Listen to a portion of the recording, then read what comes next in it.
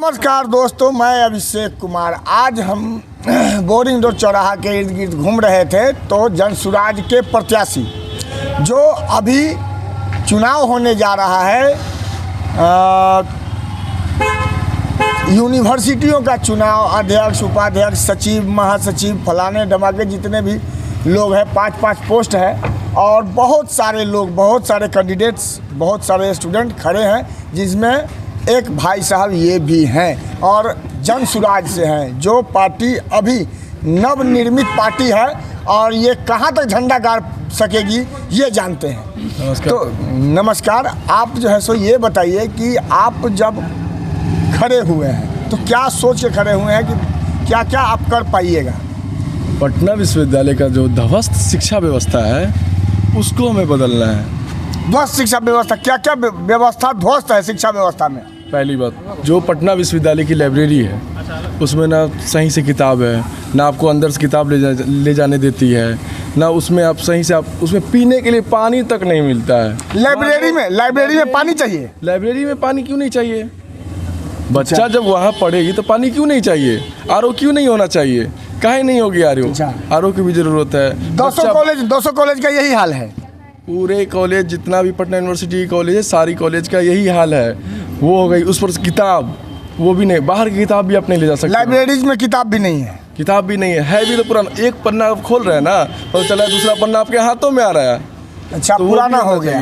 दूसरी बात, कैंपस में जाइए, सीसीटीवी कैमरा है, किसी कॉलेज में कैमरा है, वो भी देखिए सही से काम नहीं कर रही, वर्क नहीं कर रही है सही से। और उसके लिए क्या करें? पता चल रहा है कि कहीं पे कुछ हो रहा है, चेक करवाने जाइए, कैमरा काम नहीं कर रही है। वेबसाइट जिस पर आप एग्जामिनेशन फॉर्म डालते हैं उस पर जाइए, पता चल रहा है आपका पेमेंट फंस गया। अब जाइए, जो गरीब तबके के लोग हैं, मतलब जो मध्यम वर्ग के लोग हैं, वो अगर पेमेंट कर रहे हैं 2500, 2100 कुछ से पेमेंट जब कर रहे हैं, अब वो उनका पेमेंट जब फंस जाता है, जाइए अप्लीकेशन दीजिए, ये कीजिए, वो कीजिए, कितना दिन?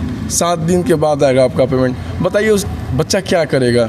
यही सब को देखते हुए हमने ये ठाना है कि ईंट से ईंट बजा करके हमें जनसुराज पार्टी की तरफ से हम खुद ने आया है और उसके बाद हमें जो है चुनाव लड़ करके वाइस प्रेसिडेंट पर सिस्टम को बदलना है। ईंट से ईंट बजा करके हमें जीत हासिल करनी है। सभी लोग को साथ से, सभी छात्र छात्राओं के साथ चाहिए हमें। और कोई परेशानी नहीं है कॉलेज में? कॉलेज में प्रोफेसर की कमी है, सबसे बड़ी कमी प्रोफेसर की कमी है। परमानेंट प्रोफेसर है ही नहीं, साफ ही नहीं है। परेशानी सब हायर किए हुए प्रोफेसर। परेशानी अगर गिनाएंगे तो आपके पास समय नहीं मिलेगा। बहुत सारी परेशानियां हैं। प्रत्याशी हैं, लैब नहीं है। पहले एक टाइम था जो साइंस कॉलेज का लैब पूरा फेमस था, कि पूरे जाना जाता था, पूरा बिहार क्या पूरे भारत में मशहूर था। लेकिन आज क्या है, आज लोगों को पता तक नहीं है। पहले जो बस सुविधा थी, बस सुविधा पटना वुमेंस कॉलेज से लेकर के पटना साइंस कॉलेज तक की सुविधा थी। अभी जो है छोटे छोटे बच्चों से पूछिए, जो यहाँ ग्रेजुएशन में लोग आते हैं, उनसे पूछिए कि आपको पता है? बोले हमको तो पता ही नहीं है, पता नहीं। टिकट काउंटर जो थी, वो भी जो तत्काल टिकट काउंटर मिलती थी, वो भी अब उपलब्ध नहीं है, उसको भी बंद कर दिया गया। मतलब बहुत सारी चीज़ें बंद कर दिया गया। वुमेंस कॉलेजों का आपने एनालाइज किया है क्या? हाँ, किया हूँ मैंने। वहाँ वुमेंस कॉलेज भी 2-3 हैं जिसमें कुछ ना कुछ फॉल्ट है। मैं वहाँ भी गया हूँ, वहाँ से भी फॉल्ट्स मिले हैं। तो उन मतलब जो लड़कियों का जो, क्योंकि आप बॉयज़ हैं तो बॉयज़ के बारे में जानते हैं, लेकिन लड़कियों के बारे में कौन जानेगा? वहाँ मैंने पता किया और मैं देखता हूँ तो सबसे ज़्यादा महसूस हुआ कि वहाँ लड़की का जो है हॉस्टल फ़ी, जो महिमा हॉस्टल है उसका फ़ी बहुत ज़्यादा है, लगभग पे नहीं कर पा रहा जितना है। ठीक है, उसके कारण कुछ लोग हॉस्टल में रह नहीं पा रही है। क्यों नहीं रह पा रही है? और जो भी हॉस्टल्स, लाइब्रेरीज, कैफेटेरिया वगैरह जो है, वो सब का क्या हाल है? एक बार मैं शुरू में बता दे रहा है कि वो ध्वज व्यवस्था है। ठीक है, हाँ, मतलब क्या बोलते हैं, सिर्फ नहीं होता, नाम है, एक नाम कि हाँ ये है, लेकिन कुछ है नहीं।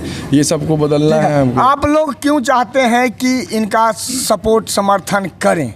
देखिए, मेरा नाम आयान हुआ और हम लोग जनस्वराज पार्टी से चुनाव लड़ रहे हैं। ये मेरा छोटा भाई दानिश वसीम, जो उपाध्यक्ष आपके भाई हैं? हाँ तो छोड़ दीजिए, चलिए आप आइए। आप स्टूडेंट हैं या आप भी रिलेटिव हैं? नहीं, स्टूडेंट हैं हम। पटना कॉलेज से मेरा ग्रेजुएशन हुआ है, अभी पीजी चल रहा है जी। हम लोग इसलिए चुनाव में हम लोग इसको समर्थित कर रहे हैं। यहाँ का जो व्यवस्था है वो पूरा तरह से जर्जर हो गया है। चाहे आप विश्वविद्यालय को लीजिए, प्रशासन को लीजिए, और भी किसी तरह का व्यवस्था है, हर एक चीज़ में यहाँ पे कमी है। पिछले दिनों जो भी लोग जीत करके गए वो दोबारा इसमें देखने के लिए नहीं आए। वोट लेने के वक्त तो बोल देते हैं कि हम ये करेंगे, ये चलाएँगे, ऐसा करेंगे, वैसा करेंगे, वैसा कुछ करते नहीं है। जैसे आप देखेंगे पटना विश्वविद्यालय का कैंटीन, मतलब पटना कॉलेज परिसर में जो स्थित है, काफ़ी दिनों से बंद था।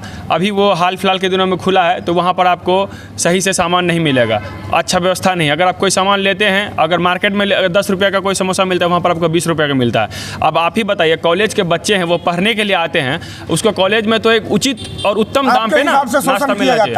बिल्कुल शोषण किया जाता है। प्रोफेसर्स की कमी है, वहाँ पर जो भी प्रोफेसर्स हैं तो उनमें वैसा क्षमता नहीं है, क्योंकि आजकल ऐसा लग रहा है कि सब गोपनीय तरीके से बहाली हो रही है, नियमित रूप से बहाली नहीं हुआ है। काफ़ी दिनों से प्रोफेसर्स की कमी खल रही है। ऐसा नहीं कि सिर्फ पटना विश्वविद्यालय में, हर एक विश्वविद्यालय, जितने भी विश्वविद्यालय हैं भारत में, आप लीजिए। अब नया विश्वविद्यालय जो भी पूर्णिया यूनिवर्सिटी अभी खुला है, वहाँ पर भी दिक्कत है। हम पटना की बात कर रहे हैं जी। पटना में जैसे आप साइंस कॉलेज में जाइए, वहाँ पर लैब की सुविधा सही नहीं है, जबकि साइंस कॉलेज में लैब की सुविधा हर हाल में होना ही चाहिए। बच्चे पढ़ेंगे कैसे? आप पीजी का छात्र हैं, आप रिसर्च स्कॉलर के, लैब और लाइब्रेरी दोनों होना चाहिए, दोनों होना चाहिए। आप रिसर्च स्कॉलर के छात्र हैं, अगर आपको एक उचित लैब नहीं मिलेगा तो आप कैसे अपने पढ़ाई को आगे बढ़ाइएगा उचित तरीके से? इसलिए लाइब्रेरी में जैसे आप देखिए, सेंट्रल लाइब्रेरी का मुद्दा है, वहाँ पर आपको बाहर से किताब ले जाने नहीं देता है। आप यहाँ पे ग्रेजुएशन के छात्र हैं, ये बच्चे कमीशन की तैयारी करते हैं, अलग अलग एग्जाम्स की तैयारी करते हैं। अगर वो बाहर से बुक लेकर नहीं जाएंगे, वहाँ पर कौन सी बुक अवेलेबल है और कौन सी बुक पढ़ेंगे? वो वहाँ पे न्यूज़पेपर पढ़ने तो नहीं जा रहे हैं, वो वहाँ पर इसलिए जा रहे हैं ताकि अच्छा इन्वायरमेंट मिल सके और वहाँ पर वो 5-6 घंटा बैठ करके पढ़ सके। अच्छा इन्वायरमेंट और शिक्षा अच्छी होनी चाहिए, इसलिए लोग जो है सो समर्थन कर रहे हैं। आप किस लिए समर्थन करते हैं? किसको?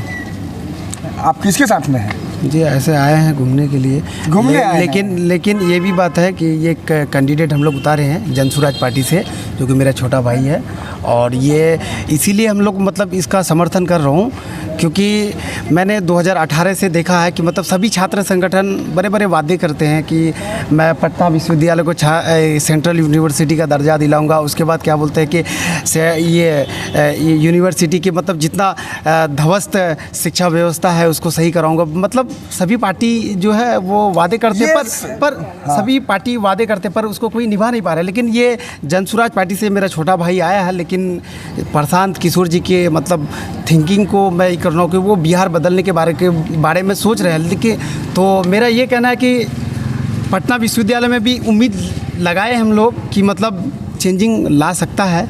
हम लोग इसी उम्मीद पर अभी